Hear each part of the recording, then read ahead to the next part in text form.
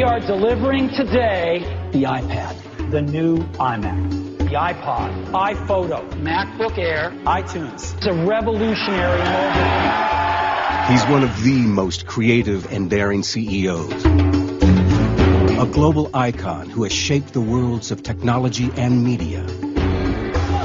His products are adored by millions. The company he started in a garage is worth more than $200 billion today. It's an incredible talent he has for getting people to hear what he says and get excited about it. For over 30 years, computers, music, movies, and mobile phones have all been transformed by Apple's Steve Jobs. He's been called a brilliant visionary. He's the Thomas Edison of our time. And an egocentric bully. He drove them overly hard at certain times. Some of them just wound up just quitting in disgust. Some of them wound up saying they'd never work for Steve again. Few executives in history have suffered such painful setbacks. It looked like Jobs was washed up, was a total has-been. Or as much success. Steve, I love you! And Steve came back and began what I think is the greatest turnaround in the history of corporate. One of the challenges of understanding Steve Jobs is that he has a different operating system from mere mortals. So mere mortals trying to understand what goes on in Steve Jobs' brain, it would be like explaining to a fish what it is to fly. Yeah, he's a fascinating bundle of contradictions. It's so influential, yet it's so secretive. He's incomparable. There's no one like him. A very remarkable man, extremely smart, a spellbinding, mesmerizing leader of people. Jobs went from having nearly blown this amazing fortune and bankrupted himself to rising as a billionaire with a brilliant future.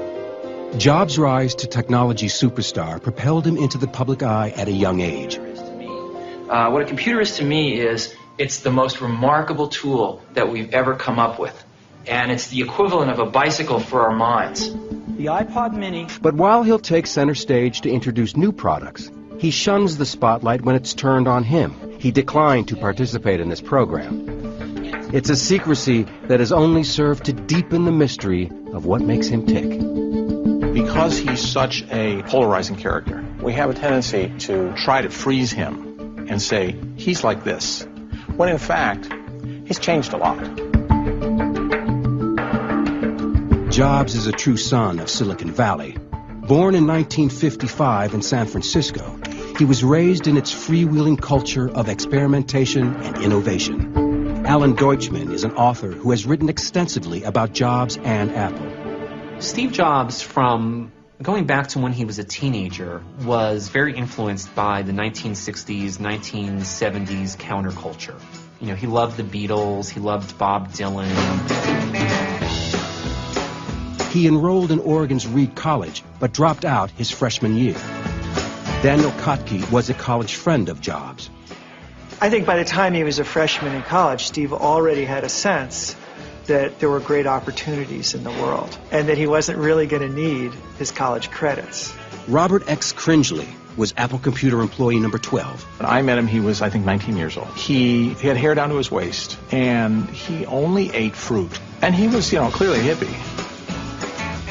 When Jobs returned to his childhood home in California, he became interested in what was then an entirely new concept, the personal computer. A revolution was brewing in this hall rented from Stanford University. A group of eccentric enthusiasts and inventors called themselves the Homebrew Computer Club. They were about to ignite a new industry. Jobs joined meetings with a man who would become his partner in founding Apple Computer, Steve Wozniak. People were getting up, these computers are going to revolutionize life. And I felt like, oh my God, I'm a part of this huge revolution that we're talking about. Everybody's going to have a computer in the home, and nobody in the outside world believes us. Steve Wozniak was the engineering genius, Jobs, the product impresario. He really wanted to make something in life. I don't, to this day, know a lot of what drove him that way, but he really wanted to have a company and a success. Projects that I would design and build very frequently, Steve would say he knew how to sell it. Jobs' family lived in this Los Altos neighborhood. He and Wozniak took time off their day jobs to set up shop in the family garage. We didn't have a telephone to phone the computer stores in the garage. That was in Steve's bedroom. The team's first computer, the Apple I. It was a circuit board that users would generally build into a makeshift wooden box. As the tech industry in Silicon Valley took off, Jobs saw opportunity.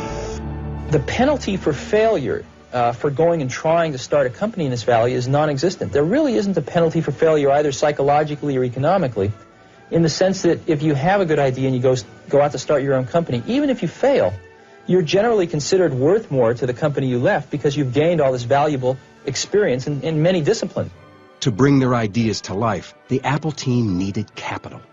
Jobs convinced angel investor Mike Markkula to invest around $90,000 and a line of credit in the fledgling company. In exchange, Markkula got 1/3 ownership and started a 20-year career with Apple Computer.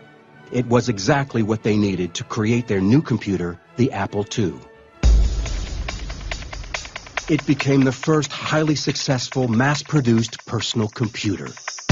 What was revolutionary about the Apple II was its use of color, the fact it had a built-in keyboard, and it was the first one to look like a consumer device. And so it was a huge success. You know, it was an astounding success right from the beginning. At 23, Jobs and the Apple team were soon making more money than they knew what to do with. Steve came to me one day and he said, "You realize our stock is worth more than our parents have made in their lifetime." I was stunned. What the heck? How can you have so much? And then 6 months later, you have 10 times more.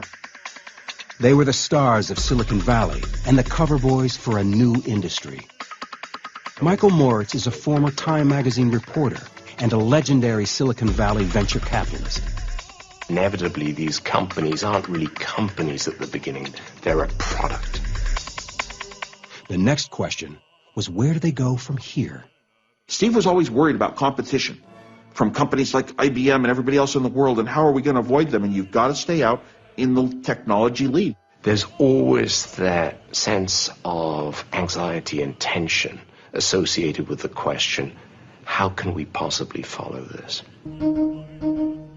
In 1979, after a stock deal worth an undisclosed amount, Steve Jobs was allowed access to what was known as the treasure trove of Silicon Valley.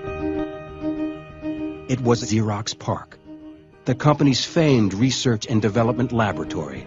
Jobs and his team saw the future here, the way computers would be used, including the use of graphics and a small device that had not yet been revealed to the outside world, a mouse. He saw it, and he was just blown away. He thought, well, this is the future of computing. So he went back to Apple and grabbed people who he worked with there and said, you know, you've got to see this. And you'd see 2 programs at once, and I was stunned. And you'd see 3 programs at once, and I thought, oh my God, once you have this machine, you're never going to want to go back. It's a one-way door. Your computers are going to be this way, and you'll never go back. Leander Caney is the editor of the blog Cult of Mac and the author of the book Inside Steve's Brain. Xerox had invented the entire paradigm of modern computing, but they had no idea what they were sitting on. But Jobs did. He wanted to bring the graphical user interface to Apple Computer. But first, he had to deal with a power shift going on inside Apple. Although Jobs was the founder and creative force of Apple, the Apple board of directors wanted an experienced executive to be president of the company. Jobs interviewed dozens of candidates before he focused on someone from outside the tech world, Pepsi CEO John Sculley. I wasn't really interested in joining Apple or being the CEO of Apple. I thought I was highly unqualified. But Steve, in those days, he had long black hair and very piercing palmetto berry eyes. He looked down at his running shoes, and then he looked up at me. And he said, "Do you want to sell sugar water for the rest of your life? Or do you want to come with me and change the world?" And it was like someone just knocked the wind out of my stomach.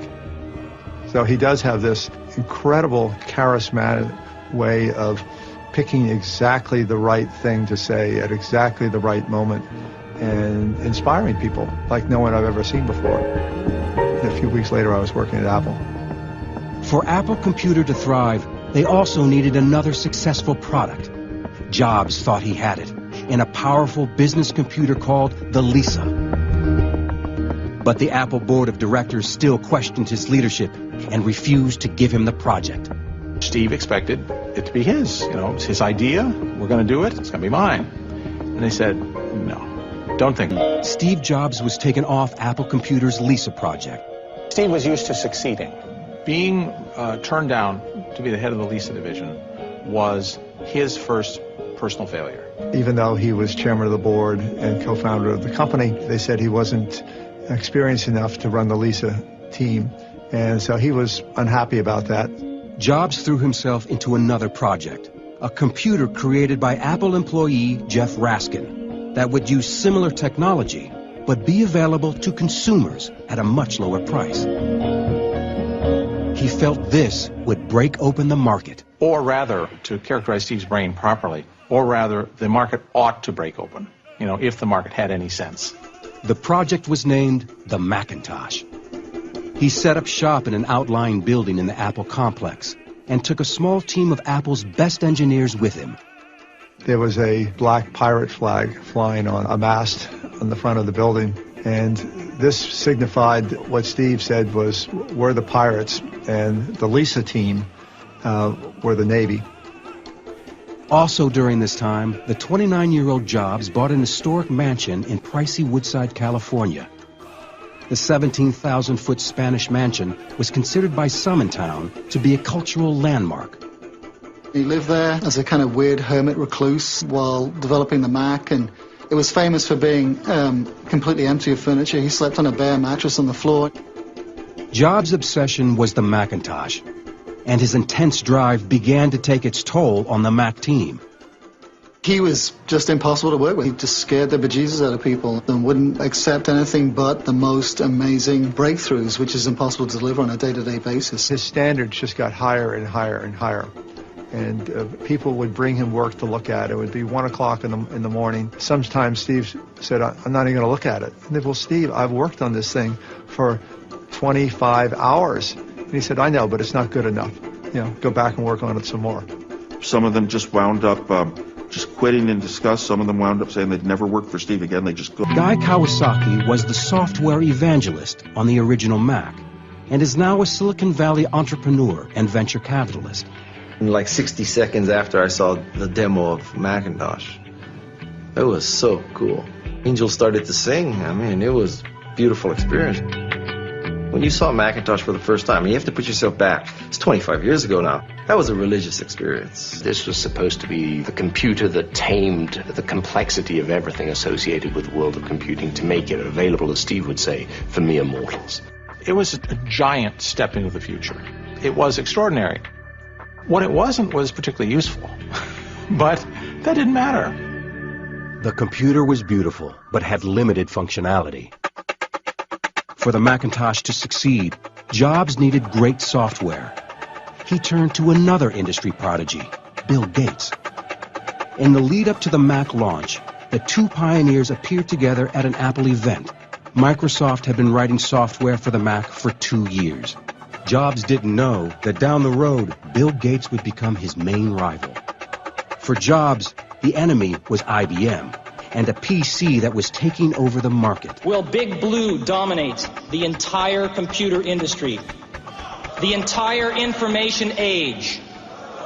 Was George Orwell right? Today we celebrate the first glorious anniversary of the information. Jobs, the underdog, took aim at the giant with a spellbinding commercial.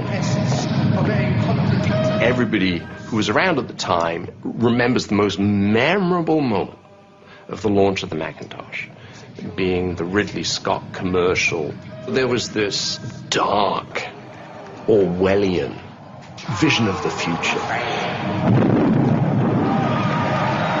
It aired nationally only once, on Super Bowl Sunday in January of 1984, but the impact was explosive. We estimated we got $45 million of free publicity of it being run over and over again by television networks all over the world because no one had ever seen a commercial like this before. I think everybody at the company was hoping and praying fervently that it would be a game changer. But it was dismissed by the high priests of computing as little more than a toy. And I think the sentiment within a year or so of the launch had turned very negative about Apple and its future. In 1984, Steve Jobs and Apple Computer hoped the Macintosh would live up to its hype. But sales were a disappointment. And the IBM PC and PC-compatible computers still dominated the market. Internally, trouble was brewing at Apple Computer. He ran amok at Apple. He cost the company a lot of money.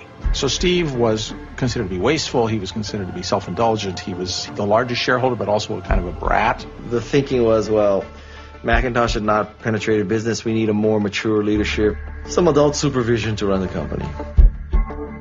Tension in the company rose as an internal power struggle threatened to tear it apart.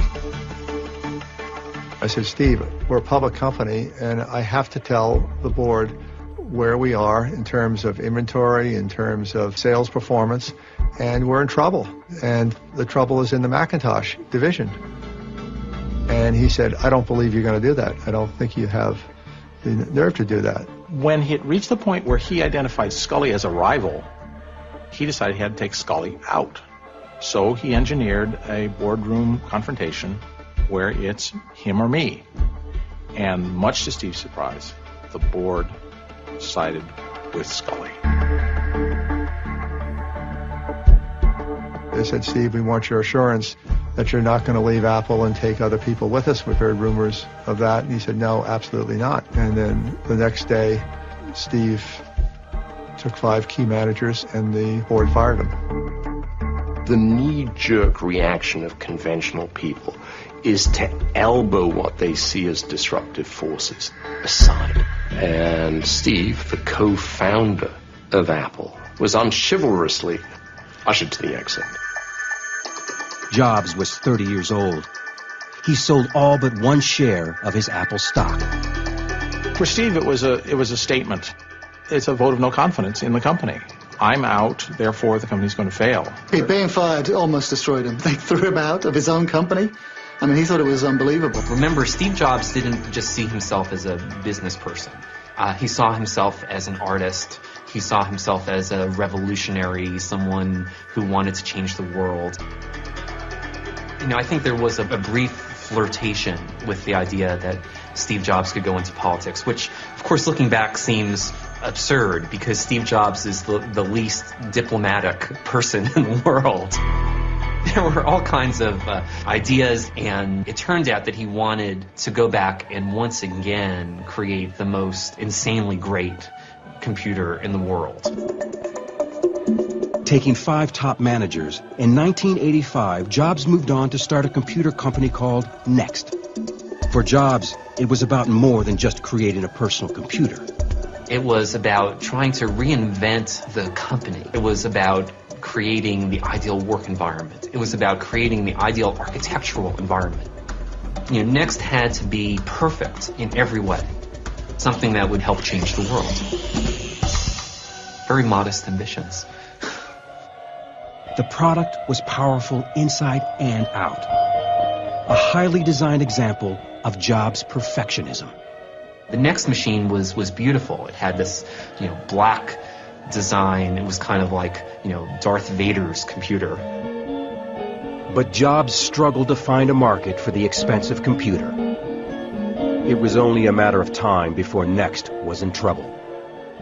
At the time, it was this incredible workstation, and it's going to be a high price point. But if anything, Next also shows that lots of things have to fall in place.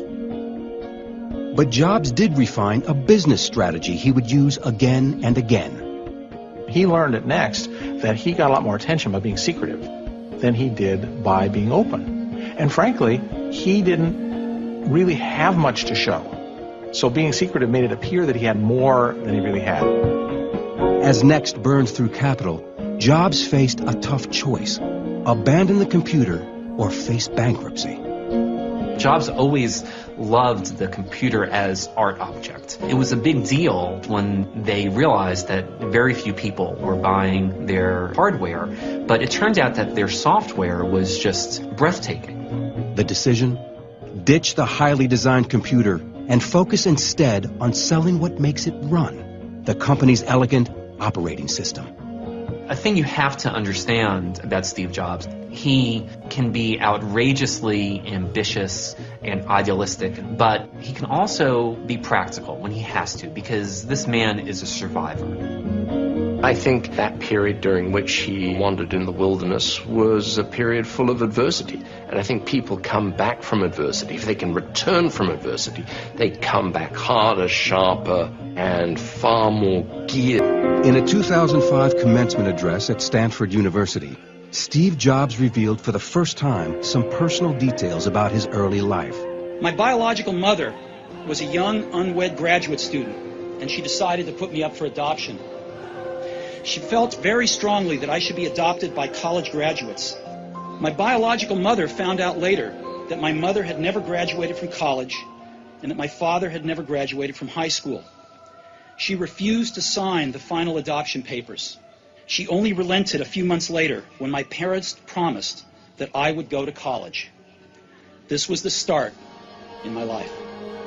He was raised by parents who adopted him. They were blue-collar, salt-of-the-earth people. They were good parents, but they weren't intellectuals. They weren't artists. They weren't creative geniuses. And Steve Jobs knew from early on that he was different. Later in life, he discovered that his biological parents were intellectuals, and his biological sister, she turned out to be a brilliant novelist, Mona Simpson. In 1991, at age 36, Jobs started his own family when he married Laureen Powell. They have 3 children in addition to his daughter from a previous relationship. Jobs calls these years after Apple his most creative and personally fulfilling. His professional life was also changing dramatically. Another of his post-Apple computer business ventures was slowly coming to life. Right after his ouster from Apple, Jobs bought a company from Lucasfilms that would become a household name. This little animation company called Pixar. He'd always sort of admired Hollywood, from afar. Oh, I'd like to be a part of that somehow. They hired an animator from Disney named John Lasseter, and they started making these very amusing 1-2 minute films. It was kind of like a demo. Well, it turns out that the films were wonderful, and not just from a technical standpoint, but creatively. In fact, the Pixar team had much bigger ambitions. The creation of a full-length, fully computer-animated feature film. Their technology was now powerful enough to make it a possibility, and Hollywood was interested. Pixar made a deal with Disney to work together to make Toy Story. I actually had made the deal with him at the time. This is a gutsy guy. He came into the movie business. His instincts were impeccable. Put his money up, his own personal money. He was on the line. In the decade after he left Apple, Steve Jobs nearly spent through his entire fortune. He nearly blew it all on both Next and Pixar, 2 struggling startups that were just losing money at an alarming rate. In 1995, Jobs' investment in Pixar was about to pay off in a big way. Toy Story, Pixar's first feature film, was a blockbuster. I am Buzz Lightyear. I come in peace. Oh, I'm so glad you're not a dinosaur! It earned $356 million worldwide and became 1995's highest-grossing U.S. movie. Pixar, which really created probably the most successful genre in the movie business today, which is CG animation. It was an enormous success, and based on the incredible performance of Toy Story, Pixar was able to go public, which wound up making Steve Jobs a billionaire. It had been 10 years since he'd been fired from Apple, and the drama and turmoil at the company continued to get worse. In a 1996 interview for the PBS series Triumph of the Nerds, Jobs' wounds were still apparent. He destroyed everything I'd spent 10 years working for, starting with me. Today, in a surprising admission, John Sculley looks back on the Apple Board of Directors' decision to oust Jobs. In hindsight, I think they made the wrong choice. They should have chosen Steve. The talent that Steve has is so extraordinary. We should have figured out how to work with it. Scully's replacement, Michael Spindler, was also gone, and a third CEO, Gil Amelio, was struggling to keep the company afloat. Apple Computer was out of ideas and desperate. After Steve left the company, it lost its compass, lost its mission. It lost its founding spirit. Its products got old and stale. And during that whole period, Microsoft had gotten stronger and stronger. Computers running Windows accounted for nearly 80% of the market. Apple's market share could not break 11%. And their ousted co-founder was sitting on an operating system that could save them. This is why they ended up going back to Jobs, because they wanted Next's operating system. It's like the secret sauce, it's their springboard into all the future products. In an ironic and stunning turn of events, Apple Computer bought Next for over $400 million. We're going to be building our next generation operating system on Next technology. Selling Next to Apple, well, that's sheer genius. You just have to say, wow. Gil was sort of a victim of the time, the board made a change again. Steve Jobs returned to the company he helped create and became interim CEO. And so there began what I think is the greatest turnaround in the history of corporate America. After a dozen years in exile, Steve Jobs returned to the company he co-founded. He just sensed the vacuum and moved in to fill it. The old juices started to flow. It was his finest hour, really, and he hauled ass and brought things back together again around a cohesive vision because he came in as the rainmaker. I don't think he for a moment deluded himself about the pickle that he inherited. We have old products, nobody's buying it, we've got declining market share, we don't have anything that's really exciting and interesting. Our cost structure is bloated, we're spending way too much money. We have a whole load of deadbeats inside of our company. The management isn't very good. He was really realistic. Jobs brought faith in his own vision, which meant simplifying and cutting Apple product lines. He called a big meeting in this big meeting room, and he says, you know what's wrong with this company? And everyone's too scared to answer, no one will say anything, and he goes, the products suck.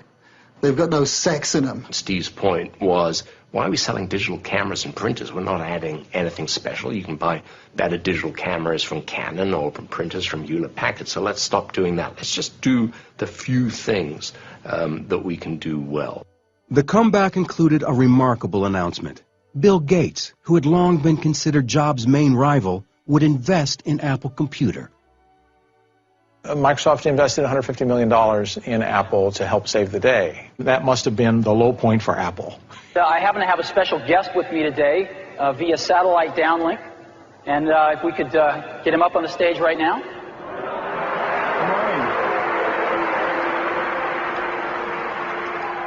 We're very excited about the new release we're building. This is called Mac Office 98.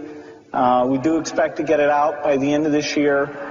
For some of the truly faithful, it was like Luke Skywalker going to the evil empire and doing a deal with Darth Vader. We've kept our marriage secret for over a decade now.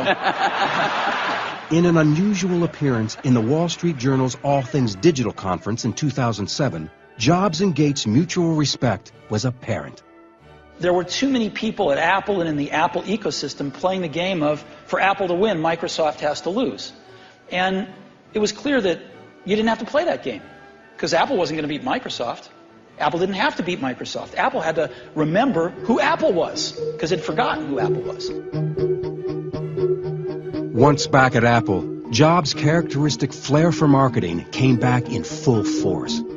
Ken Siegel worked with Jobs on a breakthrough advertising campaign that defined their new direction.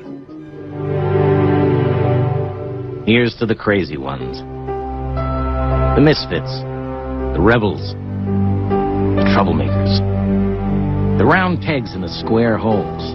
You're looking for that thing that could crystallize what's different about Apple.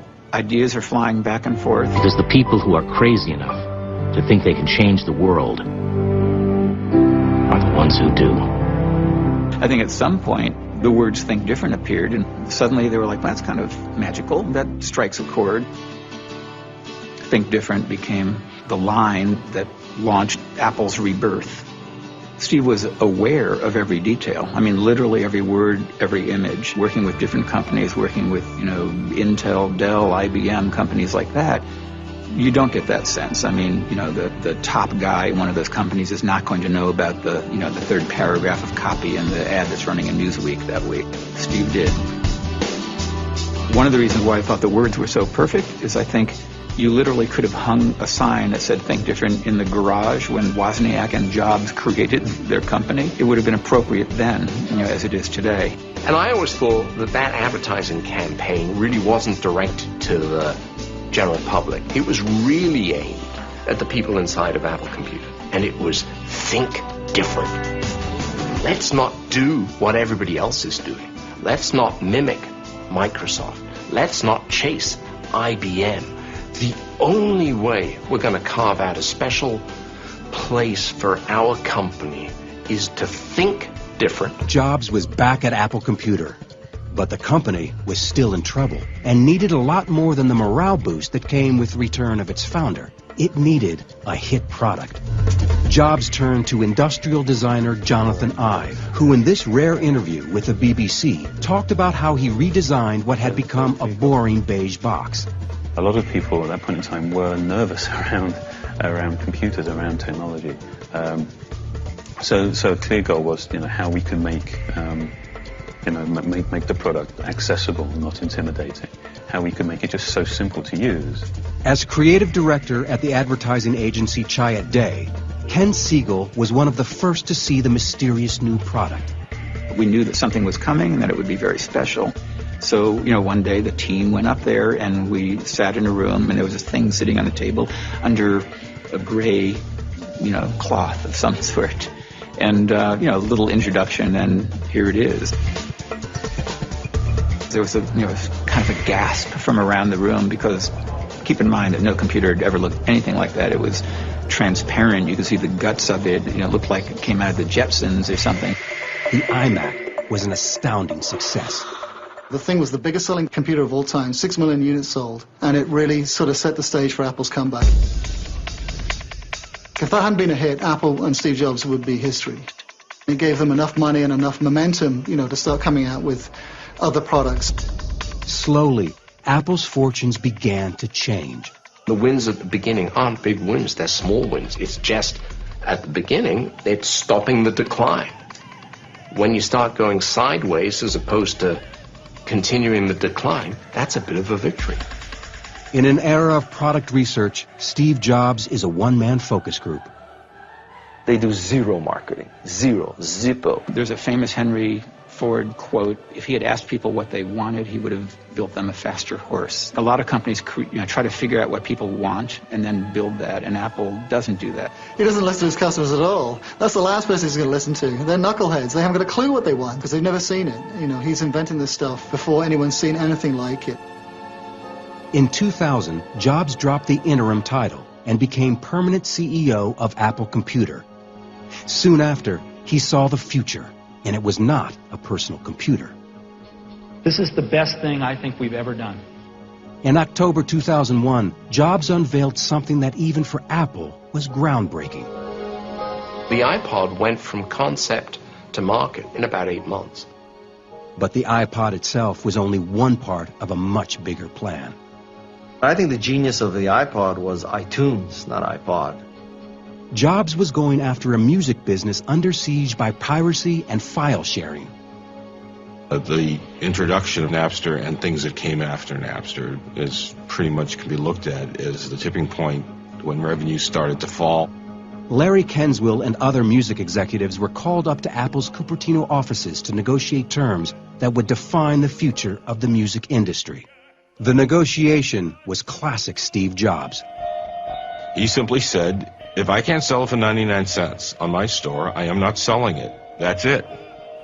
No discussion.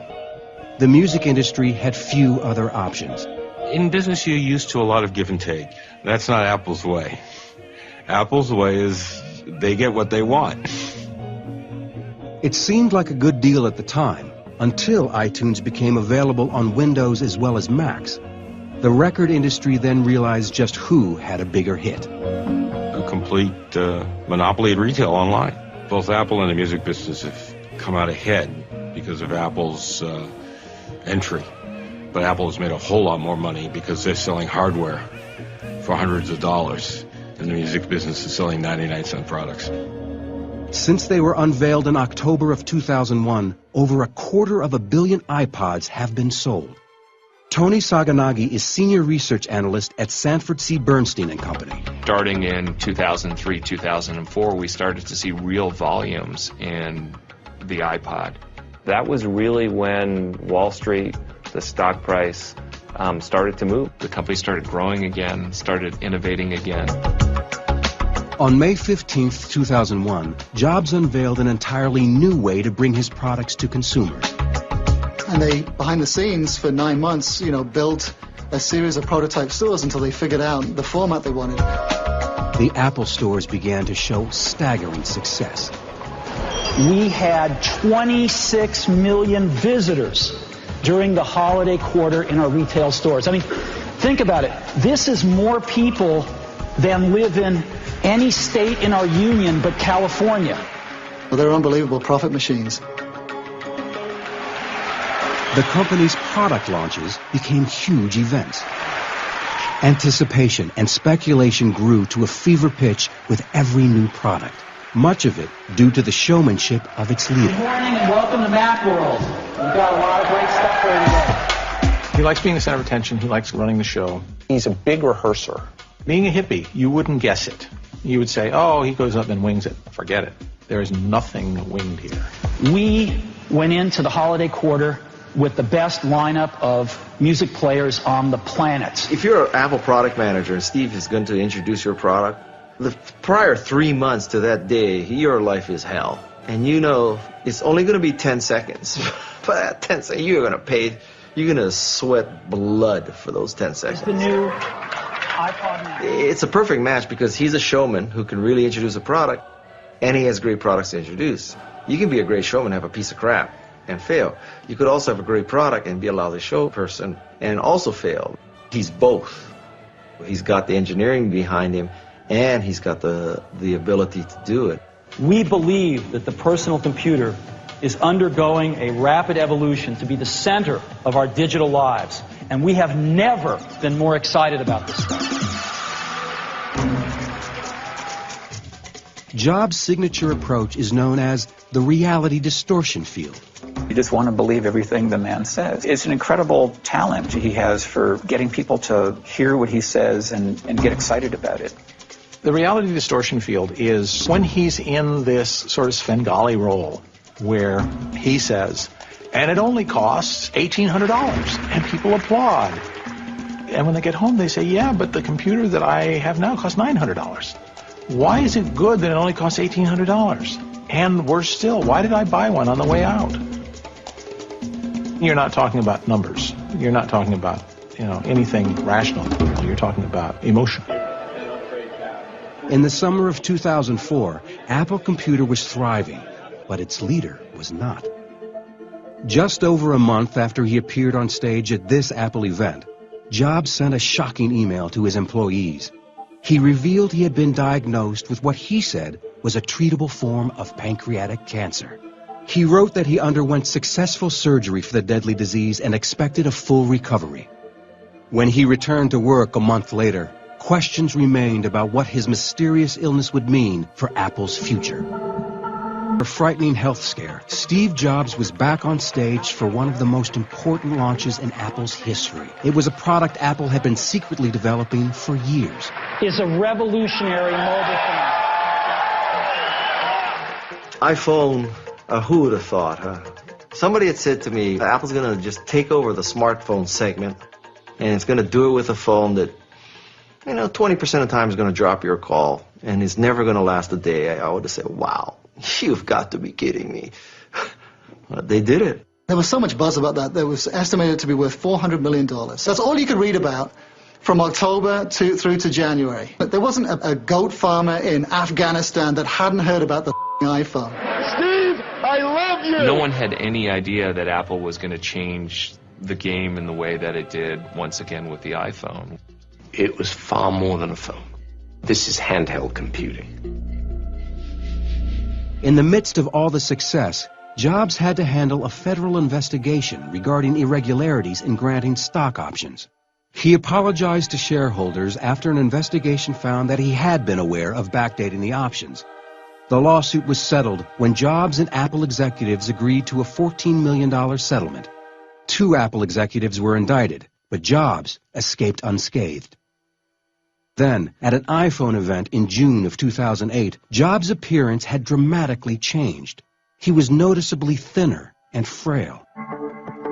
Speculation spread that the cancer he was treated for 4 years earlier had returned. Apple simply said his appearance was the result of a common bug, and on October 14th, Jobs jokingly shrugged off the rumors. But then, for the first time since he came back to Apple, the company announced that Jobs would not appear at Macworld. In less than 3 weeks' time, with the mainstream media and blogosphere in a swirl about his condition, Jobs publicly released a letter to Apple employees that said his continued weight loss was the result of a hormone imbalance. Just 9 days after that, on January 14th, he finally said his health problems were more complex and announced a medical leave of absence. Day-to-day operations were turned over to Apple's chief operating officer, Tim Cook. One of the few, if not the only, bum rap that Apple has among investors is that they are secretive and they are not as communicative as other companies. On Steve Jobs' health, investors feel we own the company. We ought to know if the leader of this company has a risk of not being able to continue to lead it, or may only be able to lead it in diminished capacity. 4 months later, on June 20th, Apple leaked the stunning news that Jobs received a liver transplant in Memphis, Tennessee. In September 2009, he returned in his trademark outfit to his familiar mark on stage. As some of you may know, about 5 months ago, I had a liver transplant. So I now have the liver of a mid-20s person who died in a car crash and was generous enough to donate their organs. And I wouldn't be here without such generosity. I'm vertical. I'm back at Apple, loving every day of it. State senator. Jobs has since admitted he nearly died waiting for a liver transplant and has become a public advocate for organ donation. I was almost one of the ones that died waiting for a liver in California last year. I was receiving great care here at Stanford. But there were simply not enough livers in California to go around. Not even a dreadful illness could sideline the recovering Jobs from another insanely hyped product launch. In 2010, he revealed yet another device with his typically less than subtle script. It's phenomenal, fantastic. It's the best device I've ever seen, and we'd like to show it to you today for the first time. And we call it the iPad. The post-PC era has begun, and Steve Jobs has already grabbed the lead. In a sign of the shifting tension between tech giants, a fierce battle is developing between Google and Apple. Google is moving into the mobile market. Sales of new phones with their Android operating system have surged past the iPhone. Despite all the cutthroat competition, Steve Jobs' place in history is secure. Looking back at the 2005 Stanford graduation, Jobs gave what some now consider to be one of the best commencement addresses of all time. Don't let the noise of others' opinions drown out your own inner voice. And most important, have the courage to follow your heart and intuition. They somehow already know what you truly want to become. Everything else is secondary. Ever a child of the 60s, he signed off with words from a favorite source, the Whole Earth Catalog. Stay hungry, stay foolish.